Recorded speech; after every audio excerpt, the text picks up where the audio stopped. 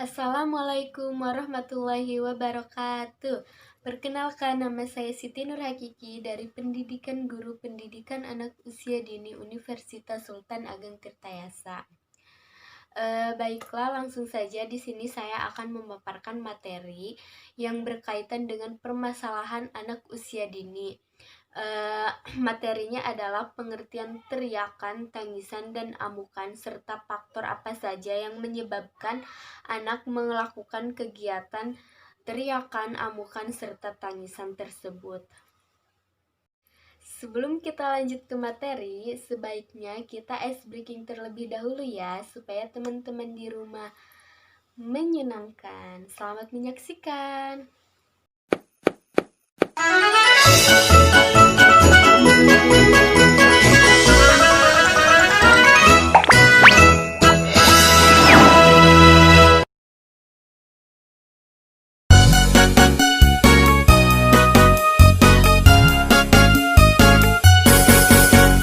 Teko teko teko tek, anak ayam turun berkotek.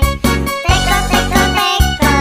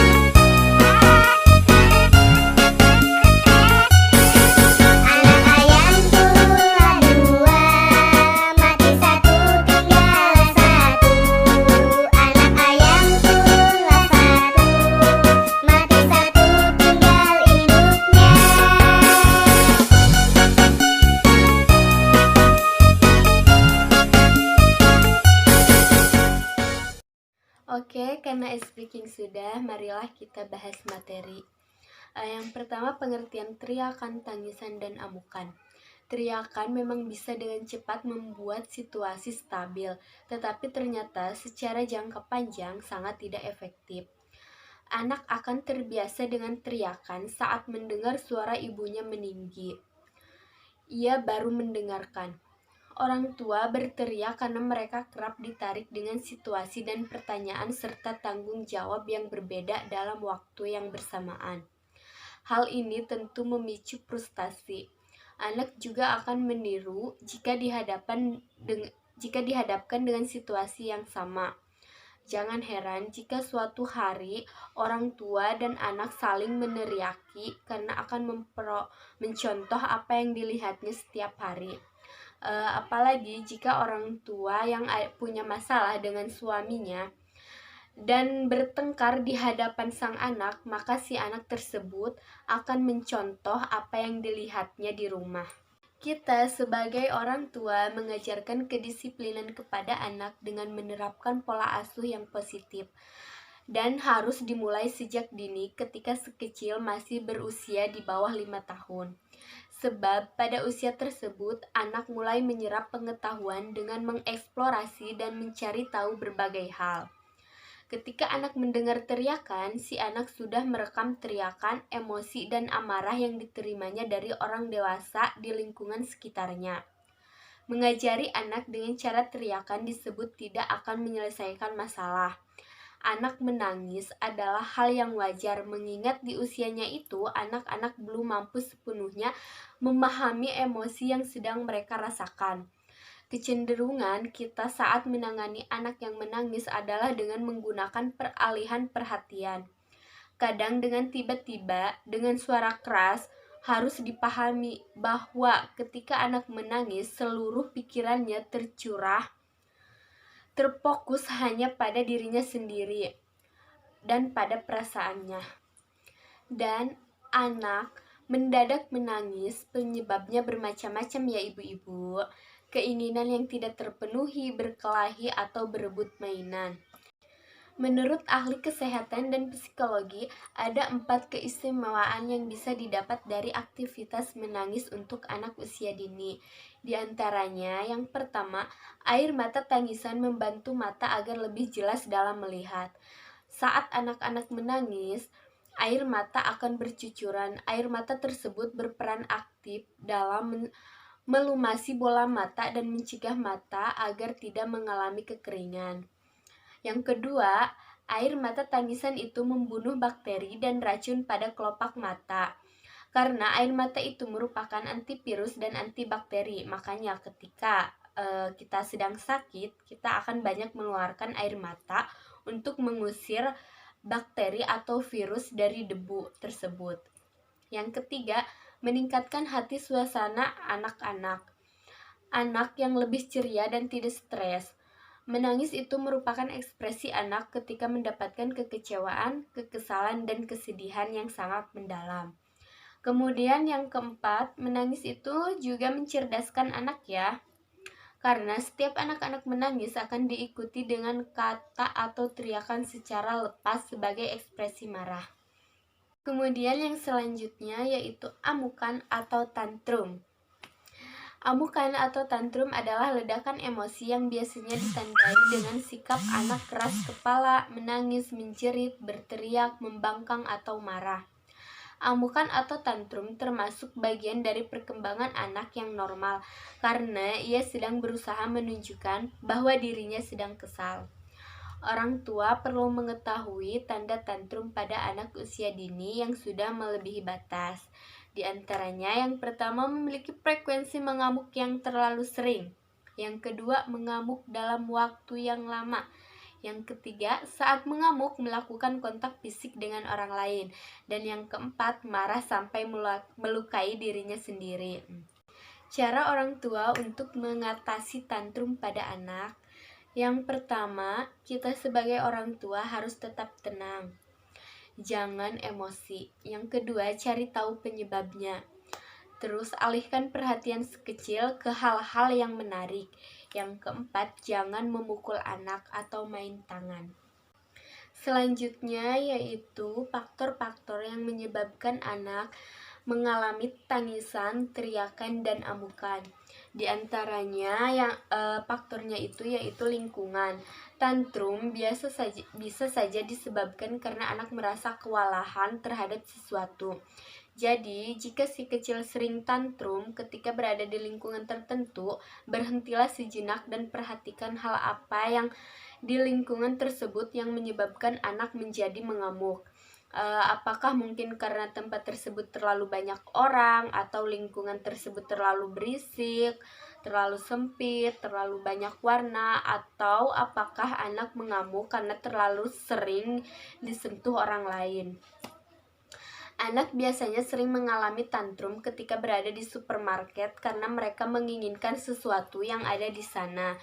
Bila hal ini sering terjadi, cobalah untuk mempersingkat kunjungan ayah dan ibu di supermarket sampai anak dapat belajar untuk mengendalikan emosinya saat ia menginginkan sesuatu. Baru setelah itu, ayah dan ibu dapat secara bertahap menambah waktu saat berkunjung ke supermarket. Yang kedua, ketakutan. Kemungkinan lain penyebab tantrum pada anak adalah ketakutan. Bila kamu takut laba-laba, coba bayangkan bagaimana perasaanmu. Bila suatu hari nanti bertemu dengan laba-laba, tentunya kamu akan merasa takut yang sangat luar biasa. Yang ketiga, orang tertentu.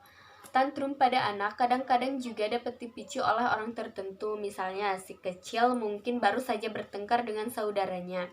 Pada kebanyakan kasus, anak-anak yang tantrum karena hal ini dapat membaik dengan sendirinya tanpa campur tangan dari orang tua. Namun, bila amarahnya tidak kunjung membaik dan malah memburuk, segeralah lakukan sesuatu untuk menenangkan hati anak. Yang keempat, waktu tertentu.